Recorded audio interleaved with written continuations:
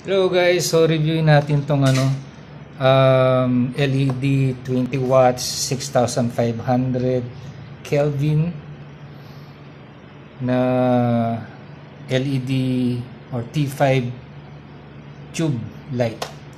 So gagamitin natin to sa ating hydroponics, sa ating mga lettuce, and yan.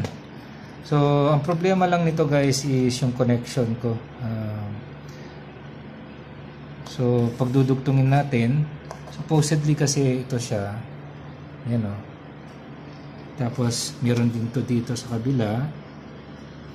Supposedly ito magdudugtong using this connection. Pwede siyang gawing series. Ganyan siya, no? Ang problema, ang setup po kasi is dapat naka ganyan yan. Okay. So dapat ito ganyan siya. So ang gagawin natin is, akala ko kasi nung binili ko to ay dalawang magkabilaan na na 3 pin. Pero ang nangyari is naka-splice pa siya na siguro para mismo dun sa wall na mga wirings or ceilings wirings. Pero for this case, gagawin natin itong dalawang to,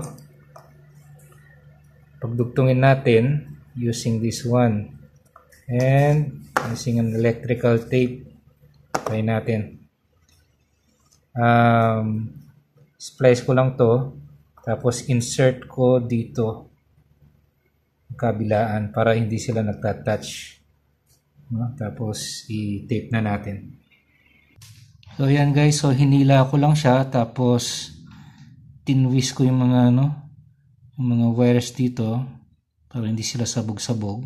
Gawin ko din sa kabila, tapos insert na natin dito. So yan guys, so pagdikit na natin, so gawin na lang natin dito ay electrical tape. So papalitan ko rin to. Bili ako ng ng magkabilaan na 3 pin.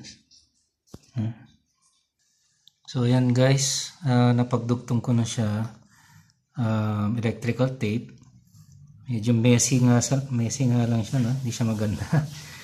Bili ako ng ng talagang dalawang connector sa isang wire na ganyan. Papalitan ko rin yan. Pero for now, yan na yung ating so try natin kung iilaw. Nakasaksak na siya sa outlet. So yung control niya, turn on. Ito yung outlet, turn on. Yan. Ayan, lakas ang ilaw.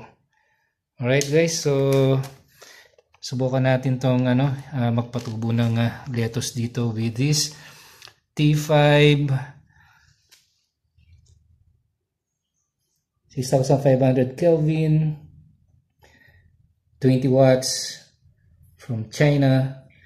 And nag-install ako ng app para measure ko yung yung lux nito or yung lumens niya. So far under 1 foot sa aking phone, siya, nasa around 3,000 to 4,000 lumens siya, under 1 foot ng layo sa aking phone. Okay guys, so if you want to know where to buy this online, nasa description yung link, and paki-like and subscribe na rin sa akin channel guys. Thank you.